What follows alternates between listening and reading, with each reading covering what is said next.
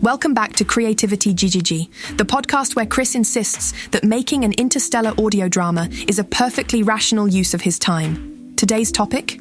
The glamorous world of 3 a.m. self-doubt, otherwise known as the dark night of the soul. Spoiler, it involves cereal. It's 3 a.m. You wake up, the doubts come flowing in, and you suck. You're fake. You're a failure.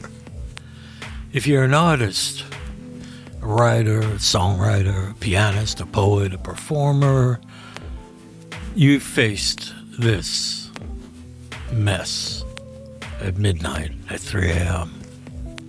In storytelling, I call this the dark night of the soul. It's a big beat in storytelling, but it's not a beat in your life that you ever want to go into. I mean, it's the low point. It's where the hero has lost everything, where you've lost everything, and everything just kind of becomes too much. And at 3 a.m., man, that's not something that's fun. I mean, you got no sword, you got no map, you got no allies, you got nothing. You're on your own. You're naked.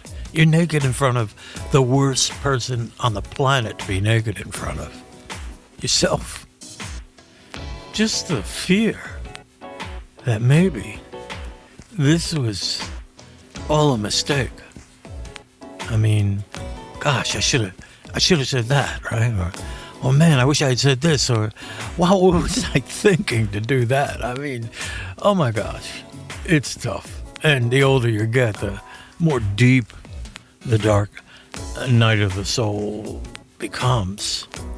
I mean, it can get deep. I just went through one. He wrecked me for a couple of days. I thought, well, maybe I should just throw in the towel. Just find a bench and sit on it. Just sit in the park and watch people walk by and just wait out the rest of my time on Earth, whatever that was. I mean, just sit. I mean, I could hardly move. I mean, that's how deep it got. And it happens. Come on, it happens. It happens to you. It happens to me. It happens to all of us. Because we're human. I look at these presidents and these prime ministers and even these kings, and I'm like, oh no. At 3 a.m., these guys go through the same shit that we all go through. It's just the way it is to be a human.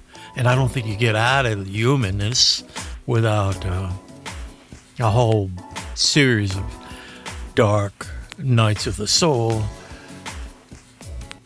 Okay, so I'm working on this show, Song in Space.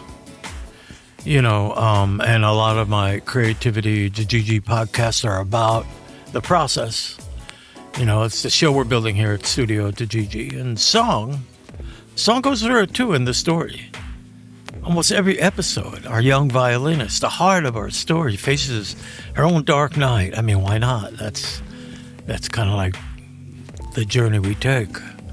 She becomes stranded and she becomes defeated. We're talking about an 11-year-old girl. She gets stripped of her confidence.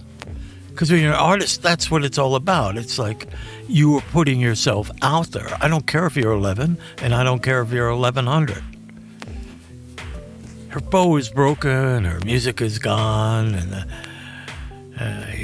the dark night comes.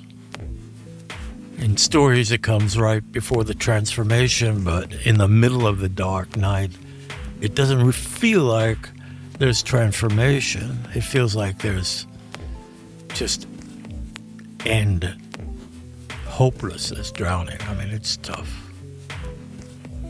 I'm talking about this because Creativity GG is really a production diary about pulling this project together, at least right now it is, and how the process mirrors the story. I'm getting together. Last night I had a cast read through the pilot, and we kind of worked through it. So I'm right deep in the middle of this process right now.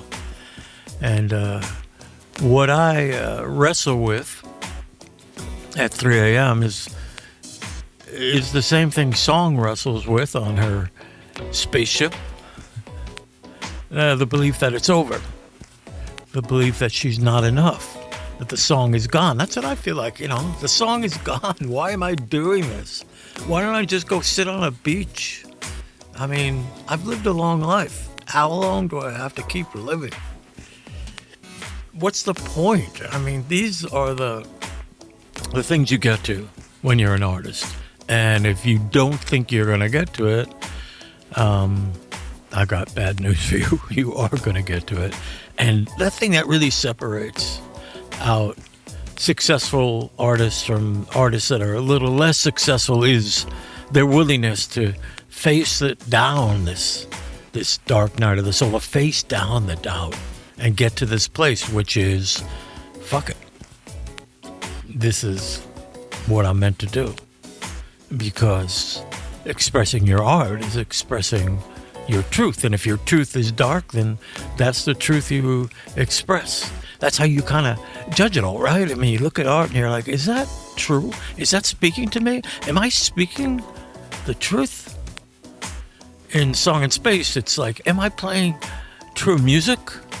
But that's just the same, even if you work as a barista in a coffee shop, or even if you work picking up the trash at dawn. I mean, we're all going through this human experience. Look, I've learned some stuff, okay? Let's go over it. I mean, dark night isn't failure. The dark night is not failure. It's initiation. Every artistic project worth doing demands a passage through doubt. The doubt is sort of like the anvil that makes our art, our creativity fully formed. Small acts break the spell. I love that one. Small acts break the spell. Okay, what am I talking about? Well, sometimes I write, and sometimes I pray with my rosary beads, and sometimes I pour a bowl of Cheerios, because honestly, cereal can be therapy. I'm talking about when you wake up in the middle of the night. I'm lucky. I have these beads, and I work my way through them, prayer by prayer, and that helps.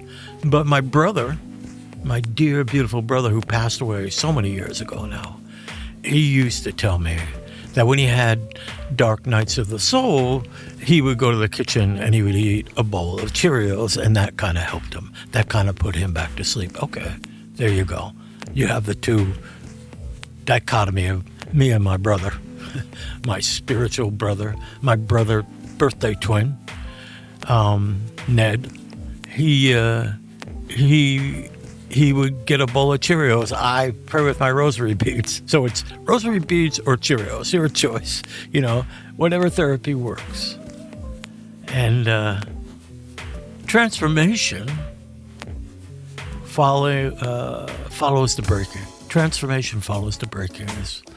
What do I mean? I mean, you need that dark night of the soul. Like I said, you need it. And you just have to trust in that moment at 3:10 a.m.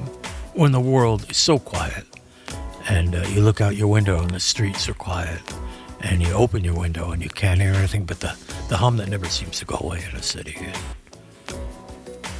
It's not the end. It's the transformation. In story and in life, something has to crack before the light can come in. So right now, as I said, I'm in the middle of this process, and the fundraising feels impossible. I mean, it's a thing they never talk about in music school or art school or theater school, but it's the fundraising is tough. And sometimes it's just like, oh man, fuck. The rehearsals, the sound design, the scale of it all. I mean, there's a million moving parts, but it's impossible is exactly what the dark night is whispering to you. Give up. It's impossible. It's impossible. So what you've got to do is get the fuck out of bed and take the next tiny action. Grab your rosary beads or pour your bowl of Cheerios. Look, it doesn't go away. I mean, it's 3 a.m. again. And the chorus comes back. You suck. You're a fake. You're a failure. But this time I've learned, instead of lying there and tossing and turning, I get up. I grab those beads. I pour that cereal. I get out my sketchbook, sketch an idea. I do the next small thing. And the night starts to bend away from the void, away from the black hole, away from the dark night. Because the dark night of the soul is not the end of the story. It's the hinge. It's where you decide to move forward. And that's where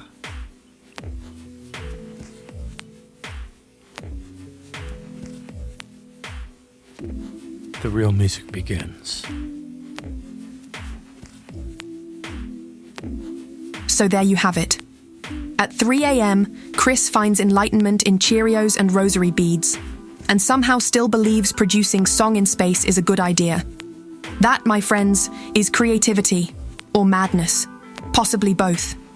Thank you for listening to Creativity GGG. Until next time, may your dark nights come with a decent breakfast.